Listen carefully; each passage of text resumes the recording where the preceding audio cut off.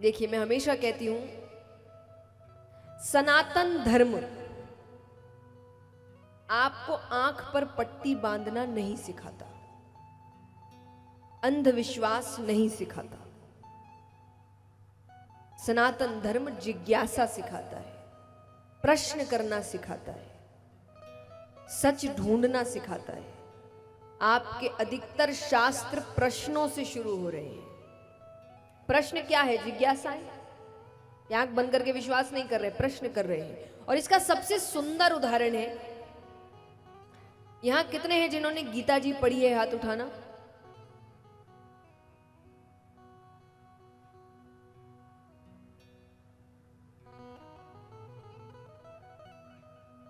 अच्छी बात है, इतने कम हाथ उठ रहे हैं। आपको पता है ना, हम अकेले हैं जो अपने शास्त्र नहीं पढ़ते, बाकी सब पढ़ते हैं, बचपन से पढ़ते हैं, जो बहुत अच्छी बात है। हम अकेले हैं जो नहीं पढ़ते, और घर में सबके होगी, बस रखेंगे, हाथ जोड़ेंगे। एक निवेदन है, इन 7 दिनों में अगर आपको मेरी कही कोई भी बात भी अच्छी लगे, कथा थोड़ी भी अच्छी लगे, तो पहला काम अगर आप कुछ कर सकते हैं तो जाकर गीता जी पढ़िए। सबसे निवेदन है, ठीक है? चलिए, पढ़ा नहीं, पता तो होगा उसमें क्या है।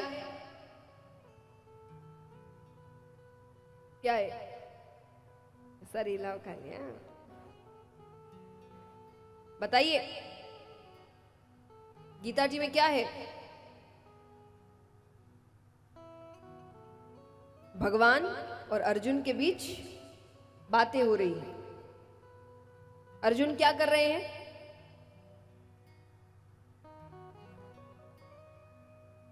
अर्जुन सुन नहीं, भगवान उपदेश दे रहे, अर्जुन क्या कर रहे हैं?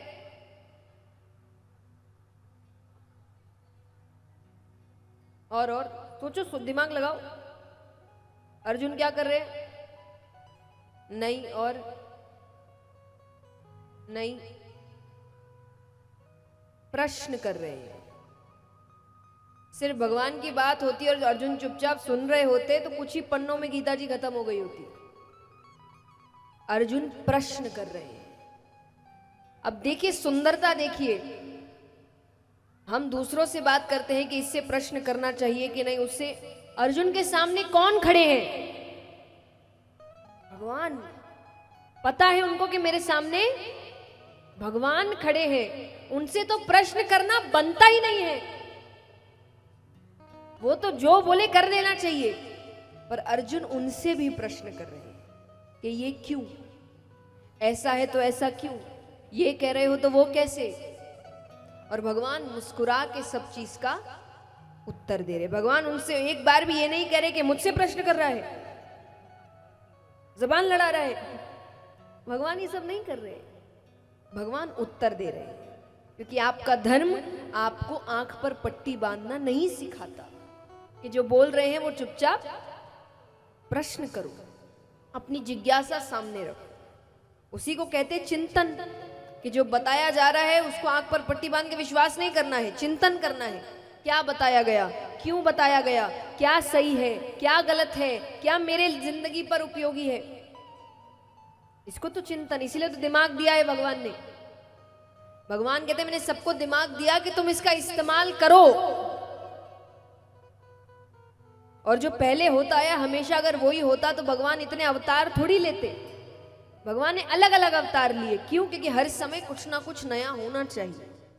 अब चलते हैं नैमिषारण्य वन में, जहां 88,000 ऋषिगण बैठे हैं, जिनको कथा सुना रहे हैं सूत जी।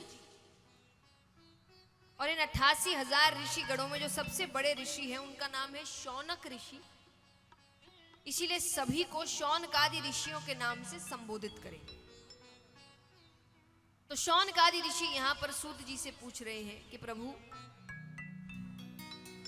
अज्ञान ध्वंत विदवंशा कोटि सूर्य समप्रभा सूताख्या ही कथा सारम मम कर्णे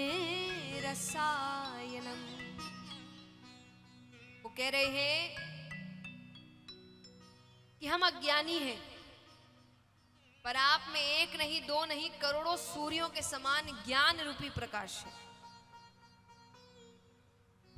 तो हमें बताइए कि कलयुग के जो जीव हैं उनका कल्याण कैसे हो। सूत जी बताते हैं, काल व्याल मुख ग्रास त्रास निर्नाश हेतवे श्रीमद् भागवतम शास्त्रम कलोकिरेण भाषितम। काल व्याल मुख ग्रास, काल एक सर्प की तरह है जो सबको अपना भोजन बनाते हुए आ रहा है। सबकी आयु निश्चित है। कहते हैं कि एक बच्चा जब जन्म लेता है वो बड़ा होगा कि नहीं होगा, इसमें संदेह है। बताओ, संदेह माने डाउट, तो संदेह है।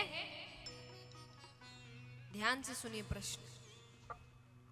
एक बच्चा है, जन्म लेता है, अब वो बड़ा होगा कि नहीं होगा, इसमें संदेह है नहीं है? आपको उसकी उम्र पता है? क्या पता उसकी उम्र ज्यादा नहीं हुई तो? उसकी उम्र, बच्चे की उम्र नहीं हुई ज्यादा, बड़ा नहीं हुआ, कुछ समय बाद ही बुलावा आ गया, उम्र तो किसी की पता नहीं ना, तो संदेह है। वो पढ़ाई करेगा कि नहीं करेगा, इसमें संदेह है। जोर से कहिए, है। उसकी शादी होगी कि नहीं होगी, इसमें संदेह है। उसके बच्चे होंगे कि नहीं होंगे, इसमें संदेह है। वो मरेगा कि नहीं मरेगा, इसमें संदेह है। इसमें कोई संदेह नहीं। जिसने जन्म लिया है वो मरेगा, तो मृत्यु सबकी तय है। व्यक्ति इसी को भूल जाता है, इसी से भागता है। और जबकि दुनिया की सबसे बड़ी सच्चाई यही है